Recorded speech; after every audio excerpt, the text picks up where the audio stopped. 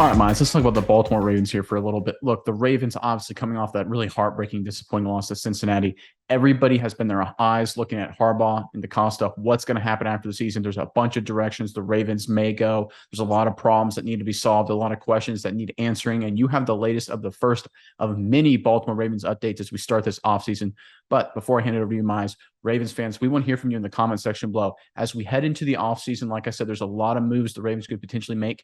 Give us one move, one decision you think the Ravens absolutely need to make this offseason to get this team headed in the right direction in 2023. And while you're down there commenting, make sure you hit the subscribe button. That way you get all of our content, all of our Ravens content. And believe me, we put out a lot of Ravens content sent to you the moment it's published. Make sure you subscribe while you're down there commenting.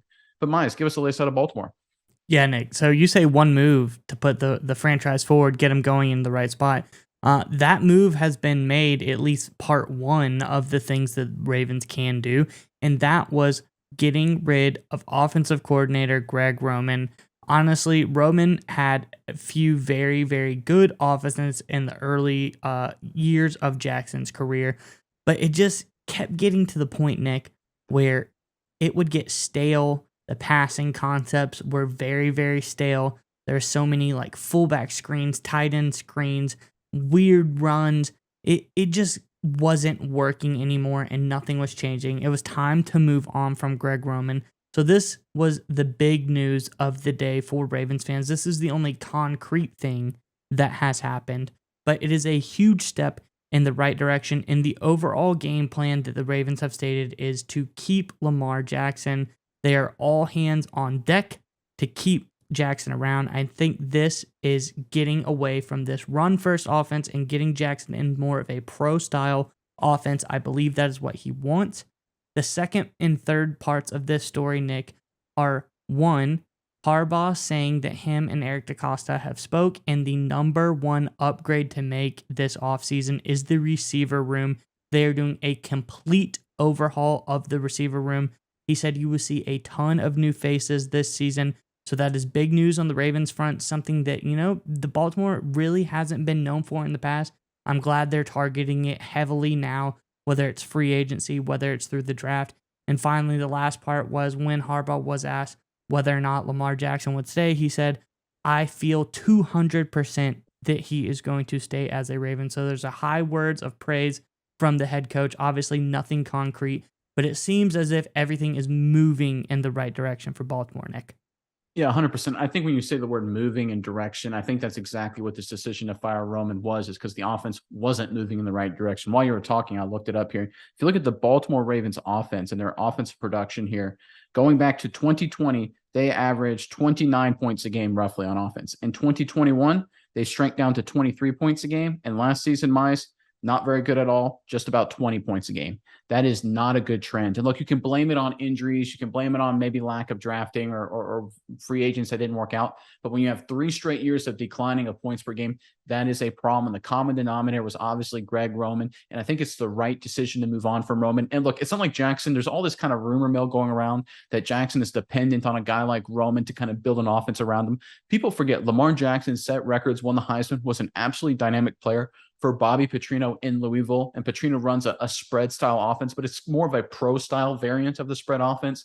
So it's not something crazy. It's not like some crazy option offense that you see in some schools in college. It's a very pass oriented, very modern NFL ish kind of college offense. And bringing in a coordinator like Bobby Petrino that Jackson had at Louisville, I think is the right move to make. I think the whole organization understands it. And I think that's why they got rid of Roman and why they're focusing on Jackson. Because right now the offseason is obviously getting Jackson locked up or tagged or whatever they're going to do with him contractually, and then surrounding him with the right pieces to be successful. Yeah, no, and I think that's the key here. I think you see Lamar, the times where was his happiest is when he had, a really nice trio of tight ends to pass to. He had Hollywood Brown, a good friend of his, and a stud, very fast wide receiver. He hasn't panned out down the stretch, but at the time of drafting him, he was a first-round draft pick talent, a dynamic receiver coming out of Oklahoma. They devoted draft resources to Rashad Bateman. Everything seemed to be looking up, but then they kind of just stopped. When things didn't work out, they didn't try to pivot and go after somebody else. They said, oh, we'll bring in the Chiefs' third string receiver, Demarcus Robinson. We'll bring in a guy cut by the Green Bay Packers and Sammy Watkins will patch, piecemeal, and put together this receiver room. And that's not the approach that they need to take. I think you're right. They need to approach the position and get the right guys to fit into this scheme. Because quite frankly, they're going to have a little bit of a rebuild, not in the sense of talent, but out of the scheme that Roman ran. If they're going to go to a more pro style offense, they're going to have to rebuild from his run first, tight end heavy scheme into a more pro style scheme with more receiving threats. But I am very excited to do that, and I will suffer through, a mediocre year, which I'm still sure will be pretty good as far as everything goes, just to get out of the system they're in now. Yeah, I think we've seen it, right? That the running that funky offense, that option offense, well, not really option offense, isn't really a fair way to describe it, but that run first, heavy package offense, that's just not a sustained method for success in the NFL. Like I alluded to, their points per game went down every year. Obviously, Jackson had the MVP season. I think in 2019, it's kind of declined production wise, and his performance wise, at least statistically, has dropped since then as well. So I think it's shown that offense is, I don't want to say gimmick, probably isn't the right word, but it's not a recipe for sustained success. We see what that recipe is, right? It's the Chiefs and their spread offense. It's what the Bills do with Ken Dorsey, their spread offense. It's what the Shanahan does in 49ers with his play action bootleg, the way he kind of attacks defenses there up in San Francisco. Those are the recipes for success. And right now, Baltimore needs to find its own version of that, because I truly believe Jackson is talented enough, both arm talent wise, accuracy, things like that, to execute a real more modern NFL offense. I don't think he has to run this heavy set pro style thing that Roman was focused on.